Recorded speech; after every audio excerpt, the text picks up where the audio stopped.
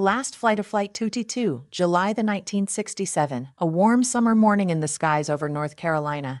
At precisely 11:58 a.m. Eastern Daylight Time, two aircraft lifted off from Asheville Airport, both cleared for the same altitude 6,000 feet.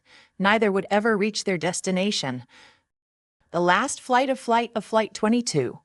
The comprehensive report on Piedmont Airlines Flight 22.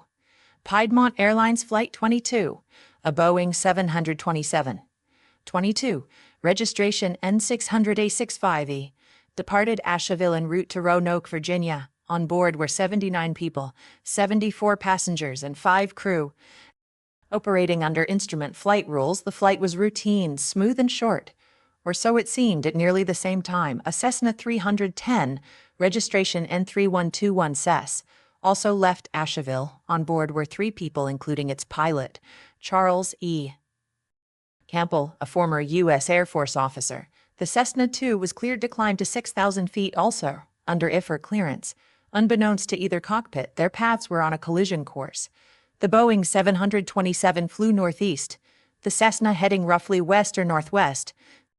2 aircraft, opposite directions, same time at 6,932 feet above sea level, just south of Hendersonville, North Carolina. The unthinkable happened. The right wing of the Cessna tore into the Boeing's left fuselage just ahead of the wing root. The Cessna disintegrated in midair, scattering wreckage across a wooded landscape. The Boeing 727 spiraled violently out of control, plunging into the forest below. There were no survivors. Rescue crews rushed to the scene but found only smoldering debris and silence. All 82 occupants, 79 from the jet and 3 from the Cessna, had perished. It was the deadliest mid-air collision in U.S. domestic aviation history at the time, and the first fatal accident involving a Boeing 727. The Civil Aeronautics Board launched a full investigation. Their findings were grim. The probable cause, a mid-air collision due to the inadequacy of air traffic control and ensuring proper separation between the aircraft.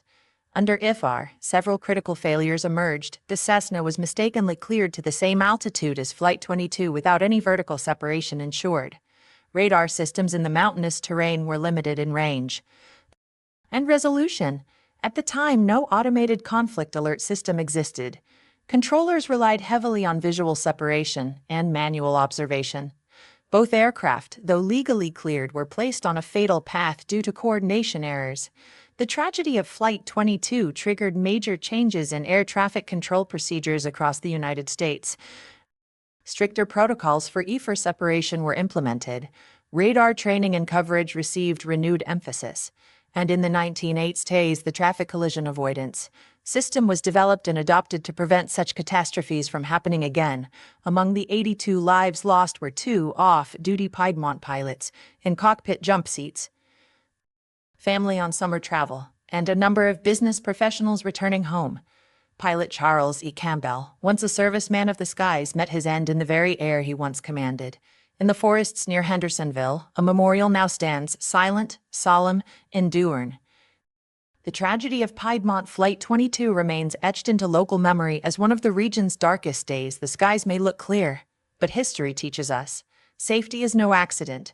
It is paid for in vigilance reform, and in the lives of those lost too soon.